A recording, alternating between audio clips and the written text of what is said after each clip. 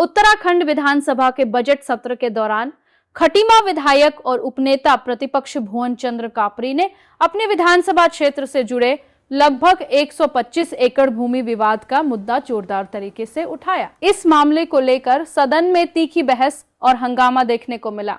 विधायक भुवन चंद्र कापड़ी ने आरोप लगाया कि खटीमा तहसील क्षेत्र की करीब 125 एकड़ कृषि भूमि पर खड़ी फसलों को प्रशासन की मौजूदगी में नष्ट कर दिया गया। उन्होंने सवाल उठाया कि आखिर किस वैधानिक आदेश के तहत किसानों की मेहनत से उगाई गई फसल पर ट्रैक्टर चलवाया गया। कापड़ी ने इसे प्रशासन की मनमानी बताते हुए इसे माफिया राज करार दिया।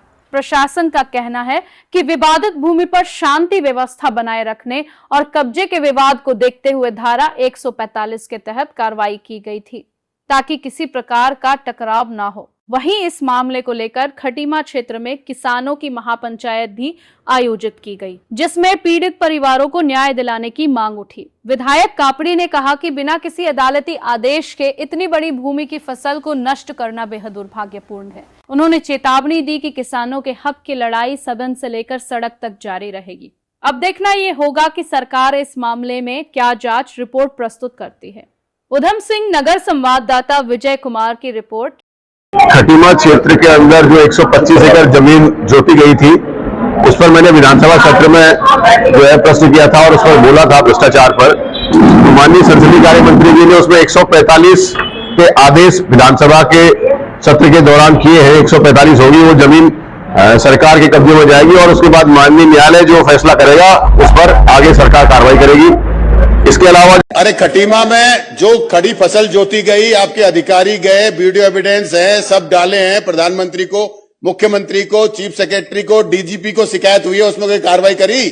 खुलेआम बिना नंबरों की ट्रैक्टरों को आपके उप जिला अधिकारी, आपके एसएचओ, आपकी पीएससी ने जाके बिना कोई सरकारी पैसा जमा करे कब्जा दिलाया। उसमें आप लोगों ने कोई कार्रवाई करी? और इसका अगर ये नहीं करते किसके पास जाना पड़ेगा वो बता दीजिए जो कार्रवाई करेगा। अध्यक्ष जी, अभी मैंने बताया कि कितनी गाड़ियां हम लोगों ने सीज की हैं, कितना उन पर जुर्माना वसूल किया गया। तो सीज किए बिना नंबर के। उस एसडीएम के खिलाफ क्या कार्रवाई करी जो वहां पे खड़ा था, कि जिसने ये कहा कि खेत में जाओगे अगर दबा दिए जाओगे तो तुम्हारे खिलाफ कार्रवाई नहीं होगी? पुलिस को किसने अनुमति दी और क्या खतरा था? खड़ी फसल क्यों जोती गई? वो खड़ी फसल क्यों नहीं 145 की कार्रवाई कर वो सरकार के कब्जे में क्यों नहीं ले गई? उस फसल की कीमत 1 करोड़ रुपए, उस फसल की कीमत 1 करोड़ रुपए है जो गन्ना, लाई, गेहूं और मटर जोता गया है। 1 करोड़ रुपए की फसल थी, सरकार ने अपने कब्जे में लेकर उसको काट कर बेचकर सरकारी खजाने में क्यों नहीं जमा किया? आपको कोर्ट का कोई आदेश था, उस पर नहीं था तो आपके अधिकारी क्यों गए? उनके खिलाफ क्यों नहीं कार्रवाई आपने करी? आप उस चीज को बताइए। बिना नंबर की गाड़ियों को आप चालान करते हैं पुलिस वालों से, हेलमेट नहीं है तो चालान करते हैं। आपके पुलिस के सामने, आपके उप जिला अधिकारी के सामने बिना नंबर के ट्रैक्टर जो है खेत जोत रहे थे, उनके खिलाफ क्या कार्रवाई हुई आप ये बताइए ना। आप अपराधियों को संरक्षण दे रहे हैं या उनके खिलाफ कार्रवाई कर रहे हैं? बैठिए। और बहुत बड़ा अपराध है खड़ी फसल काटना। संसदीय कार्य मंत्री बताइए। गंभीरता इस बात से दिखाई देती है कि एक माननीय सदस्य कह रहा था कि एक जमाना था कि लोग 2 स्कूटर में बोरों में नोट भर के ले जाते थे। भाई ये बोरों में नोट भरने का आप क्यों करता है मेरे भाई? इधर उधर की बात न कर, ये बता कि कारवां लुटा क्यों? हम भी यही हो, आप भी यही हो, आपकी सारी बात सुनेंगे, हम भी यही हैं, आप भी यही हो। वो काम ना करो कि अंधे के आगे रोना और अपने नैन खोना, वो काम ना करो। हम आपकी सारी सुनेंगे। अभी भुवन भाई ने बहुत, आप सबका जवाब दे रहे हैं, उनका भी जवाब दे दो। अब मैं भी सुना दूं फिर।